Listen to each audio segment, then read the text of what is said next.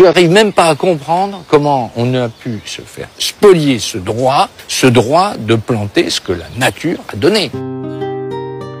Dans le business des semences, les clients sont pieds et poings liés. Les agriculteurs d'abord, mais aussi les jardiniers du dimanche. Eh oui, vous là-bas. Vous croyez échapper au système avec vos tomates maison? Eh bien non, car les multinationales ont privatisé la nature. Aujourd'hui, les 2/3 des semences vendues dans le monde appartiennent à 4 multinationales.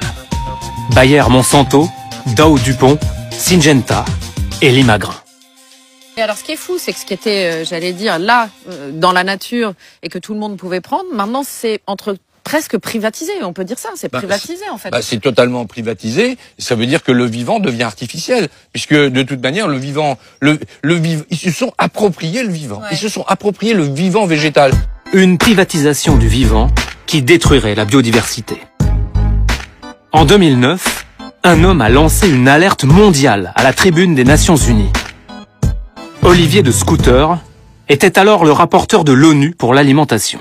Ces semences commerciales menacent l'équilibre de la planète. 75% de l'agrobiodiversité a été perdue à cause de la domination de ces variétés uniformes. 75% de plantes cultivées ont disparu. Ah ouais, quand même.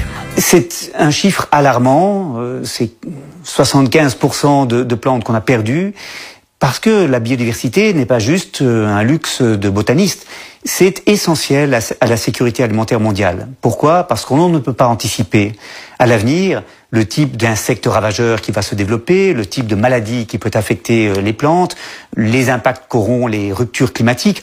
On a besoin de ce réservoir de solutions pour l'avenir pour faire face à ces menaces que, par définition, l'on ne peut pas entièrement anticiper. Aujourd'hui, des citoyens et des agriculteurs se révoltent contre ce modèle partout sur la planète. Ils réclament des semences libres. Il faut défendre cette chose-là pour nos enfants. Et si nous, alors, entre guillemets, les cuisiniers les plus connus, nous ne sauvegardons pas le garde-manger de l'humanité, mais qui va le faire? Mais qui va le faire?